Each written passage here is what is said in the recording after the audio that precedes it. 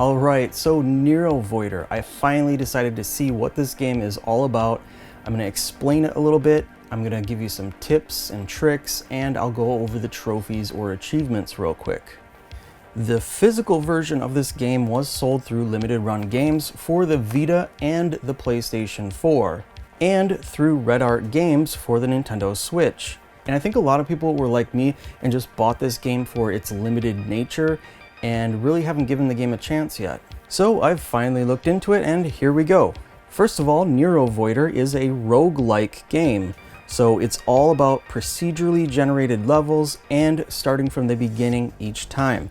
There's no meta progression, so no unlockables or anything like that, aside from, of course, the trophies. It's really all about taking what you've learned from each playthrough and trying to build an overpowered character using different combinations of parts and skills, trying to engineer something as close to invincibility as possible. The pixel art is sort of geometric with pleasant color palettes. The soundtrack is transcendent.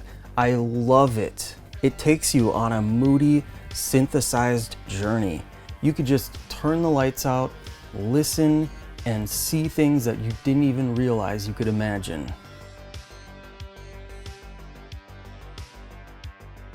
Speaking of which, there was a soundtrack available with the limited run release, and it's really too bad that limited run does nothing to showcase these games. No screenshots, no video, no explanation of why we should care about the game or the soundtrack. Many times, we don't even know what we're buying. We're just worried about missing out on something great. Like, even on the game case, there's no screenshots or anything on the back. Alright, so on to the gameplay and general tips. This is a twin stick shooter, and you can hold 2 weapons at a time. Ammo is unlimited, but shots require energy, which regenerates after time. You can actually play up to 4 players local co-op, if you're lucky enough to have that many friends over at your place at a given time. Once you start, you've got 3 character classes to choose from. There's the Dash class, which lets you dash through bullets without taking damage. And this is kind of good for melee builds, you know, to just quickly get in, swing some damage, and get out. You've got Rampage that lets you go on a rampage for extra firepower and mobility. So with this, you can actually fire both guns at the same time. It'll use quite a bit of energy, but that's good for playing the level in quick bursts. You get in, blast everything real quick, back off, and recharge. Then you've got Fortress, which can deactivate itself to create a super shield. So this is kind of more of a tank build. Now these classes will also determine which types of equipment you can use as well.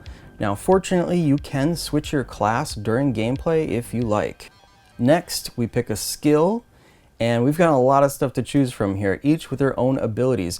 Now keep in mind, some of these are passive skills, meaning they're always active. Others are skills that you use and you'll need to recharge. Some of these are skills that actually benefit other players in the game. So if you do have friends that come over and play locally, it seems that you might have a bit of an advantage here. Then at the beginning of each level, you get to choose a level build. The type, size, number of elites, which are those bigger enemies, and the amount of loot are all listed here. You can re-roll if you need to, and every 5 levels is a boss battle.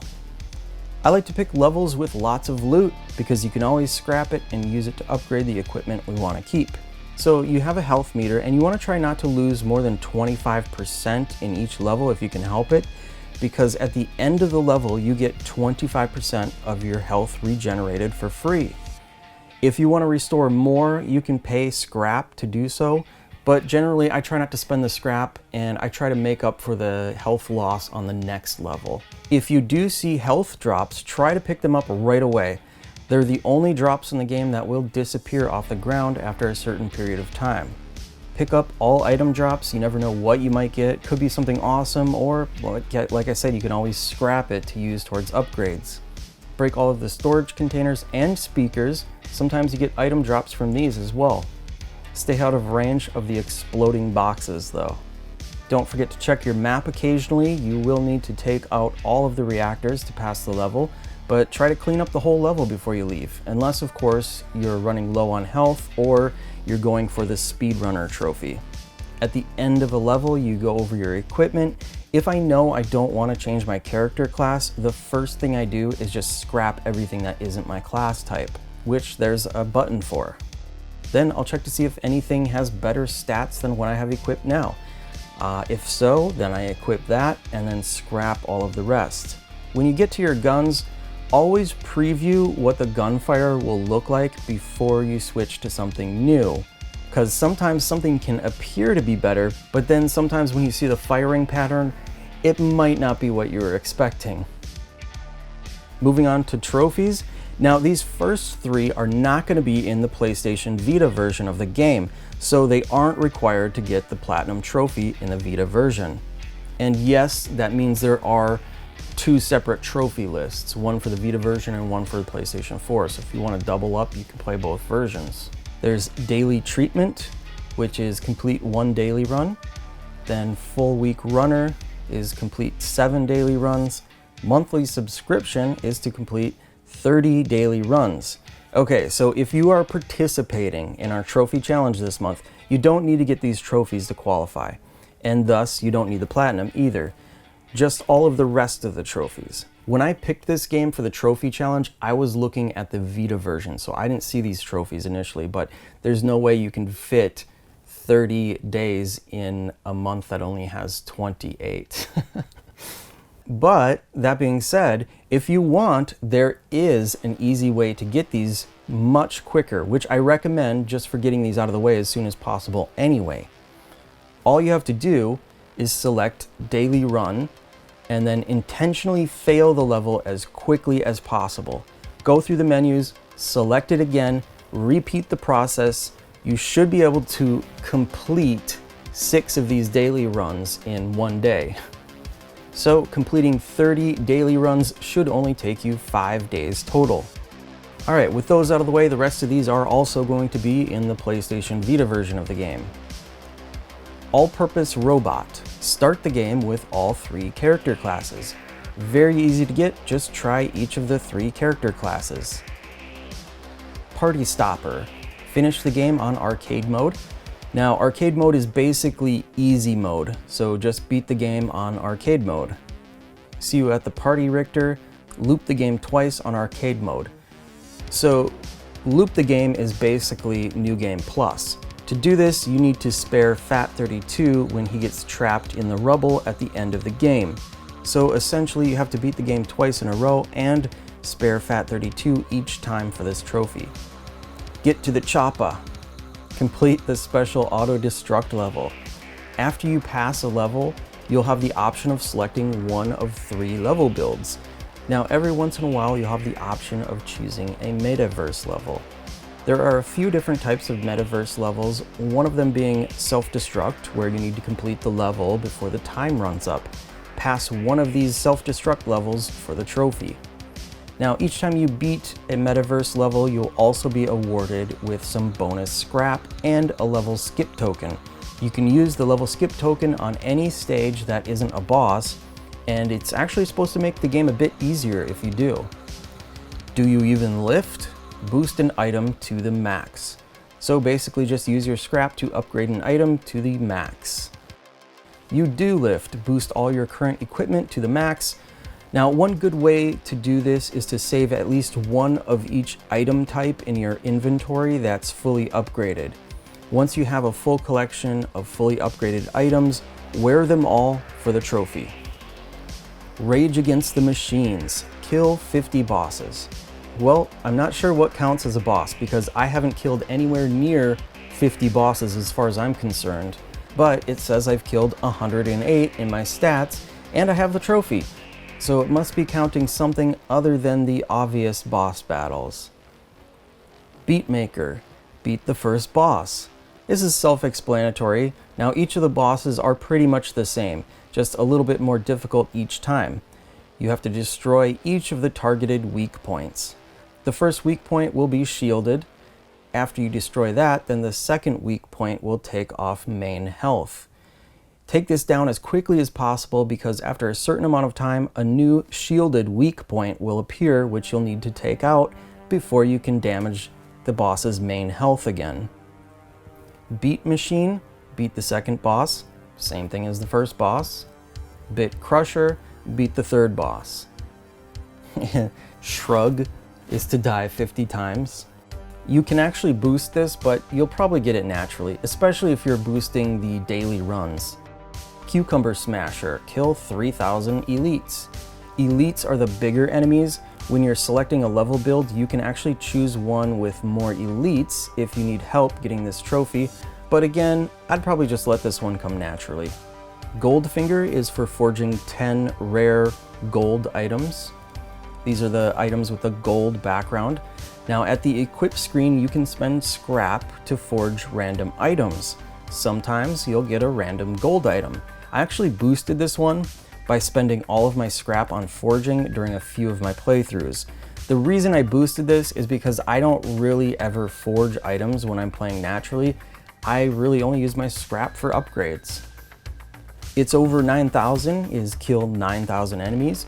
Probably just want to get this one naturally, but if you need to boost, try playing some swarm levels whenever you can. Those always have lots of little creatures.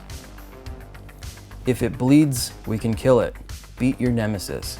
Okay, so when you die in this game, it will leave behind a CPU-controlled copy of your character in the level that you died in. Next time you play, you'll see the level marked with a skull. Defeat the computer-controlled version of previous you for the trophy. Also, it'll drop items that you had equipped too, so this is a great way to get some of your nice gear back.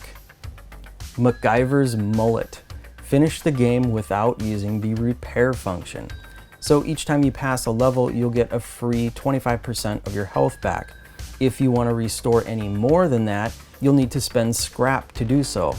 To get this trophy, just beat the game without spending any scrap to restore additional health. This is something I tend to avoid anyway. I try not to lose more than 25% of my health on each level anyway. Sometimes if I lose too much health, I'll just try to make it up on the next level by not taking so much damage. But either way, I'd recommend trying to do this on arcade mode. Easy. Impossible.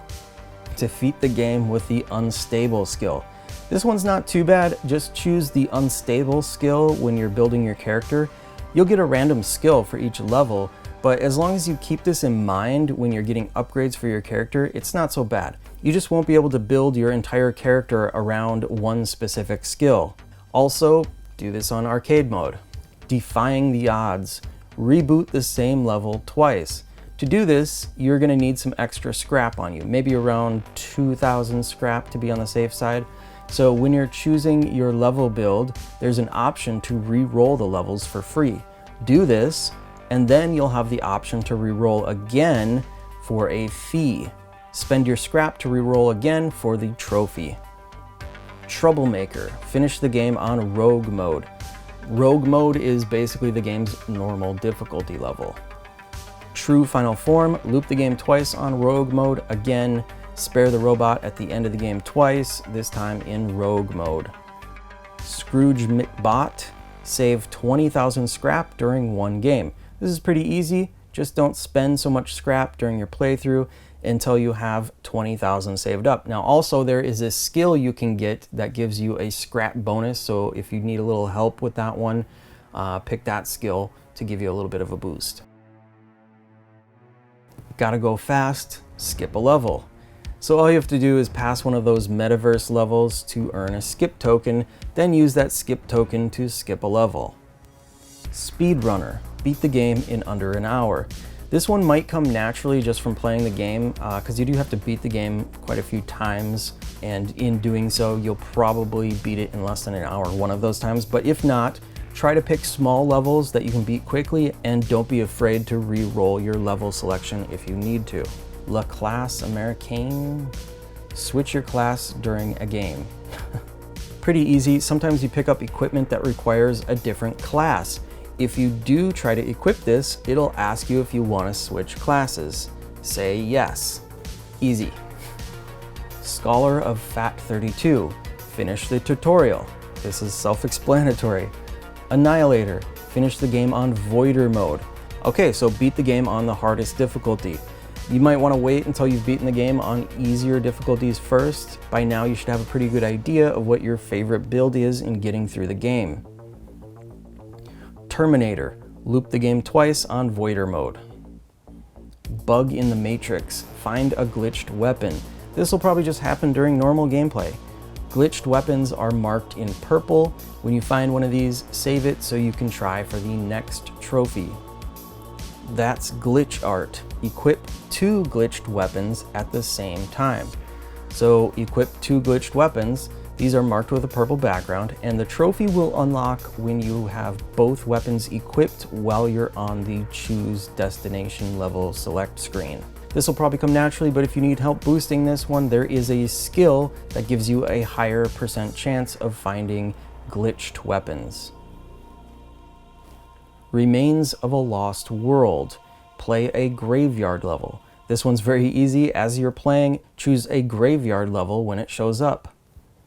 Bug Exterminator. Play a Swarm special level. Swarm is one of the metaverse level types.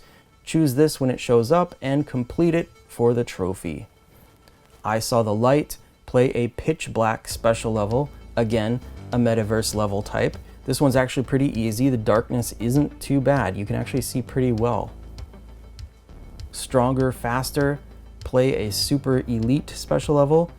Again, this is one of the metaverse levels, and they will have a lot of elite characters. Beat one of these for the trophy. True Achiever. Finish the game with the Hardcore skill. Now this one isn't as difficult as it sounds. The Hardcore skill can actually create some really awesome character builds. So with this skill, you are limited to only 25% health, which means you could die quickly if you don't get your maximum HP up high enough. This is a good trophy that you'll get along with MacGyver's mullet. The benefit to this skill is that your energy regenerates faster. So you can pick a high-powered gun that shoots almost endlessly with the extra energy regeneration if you build it right. Now finally, the hidden trophy is You've Made a Terrible Mistake. Spare Fat 32. You'll get this when you want to loop the game for some of the previous trophies. The regular digital price for this game seems to be $15 US, but if you're looking for a physical copy, I've actually seen the physical PlayStation 4 copies going for $20 shipped, which is a pretty good deal because that's less than limited run games originally charged. Plus, with a physical version, you can always resell it later to recoup that money. The Vita and Switch versions, on the other hand, are going for more since everything on those systems have become quite collectible. Also, if you're picking the game up used, the limited run games releases should have an instruction manual included with it.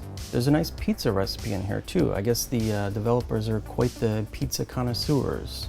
Alright, so I hope this helps you get started on this game, especially those of you that are going for the trophy challenge this month. The game does seem a bit on the harder side to complete, but not impossible. The nice thing is that the more I play this game, the more I understand about it, and the more I understand, the more I enjoy it. So it's a nice roguelike with a great soundtrack.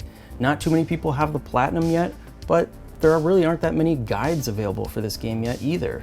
If you guys have any tips or character builds that you'd like to share, please leave them in the comments below. And stay tuned for more random games that interest me.